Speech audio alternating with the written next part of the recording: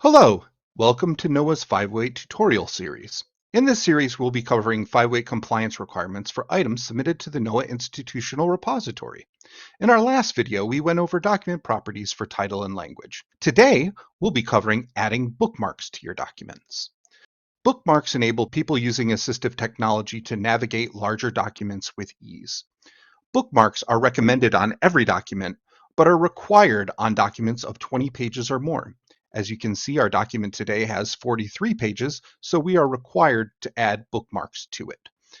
When a publication has a table of contents, it is recommended that it should be used as the template for your bookmarks. Marking high-level headings is a good baseline for creating navigable sections to your document. Unfortunately, our document today does not have a table of contents, so we'll be using the high-level headings to create our bookmarks. When you're ready to start creating your bookmarks, you can click on the bookmark button along the right-hand side of your user interface. On older versions of Adobe Acrobat, this button is on the left-hand side of the page. If for some reason this button is not available to you, you can right-click on the interface itself and it will bring up a list of icons and different sections that you can use here. For us, we're looking for the bookmarks icon, which is already available. There are several ways of adding bookmarks to your document. The easiest is to highlight the text that you wish to create a bookmark of. For this, we'll be using the title. Then to click on the Add New Bookmark button.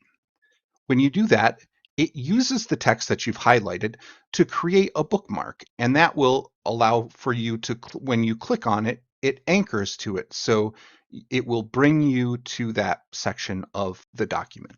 Another way to add bookmarks is to right-click on the text that you have highlighted, and then there's this Add Bookmark option in your dialog box. You can click that, and it acts the same as if you click the Add Bookmark button. So you can do whatever's easiest for you. From there, if something is spelled or you have a diacritical that needs to be changed, you can alter the text, and then this creates a bookmark at the location of the text. In that vein, we'll go ahead and add bookmarks to each of the high-level headings in this document.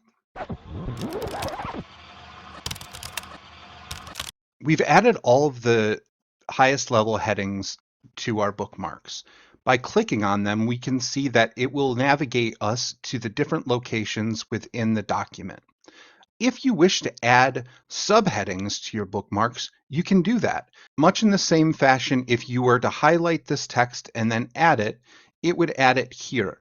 If you would like to nest it underneath the higher level heading, you can drag and drop it underneath the higher level heading, and a caret will appear, allowing you to see that you've successfully nested this within your documents.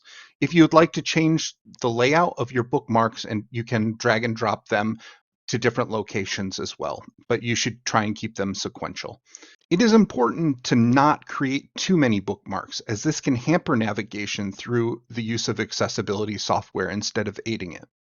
This can happen sometimes when you're importing a document from another file type to a PDF if heading styles are used for formatting.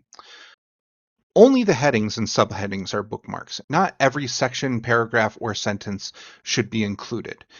As you can see from this example, there are too many bookmarks to the point where it's hampering the ability to navigate this document. You can delete bookmarks by clicking on the trash can to the right-hand side of the heading once it's selected, or just hitting delete on your keyboard once it's highlighted. From there, you should be able to get rid of most of the headings that are extraneous and streamline your bookmarks to make it so that it is more user-friendly.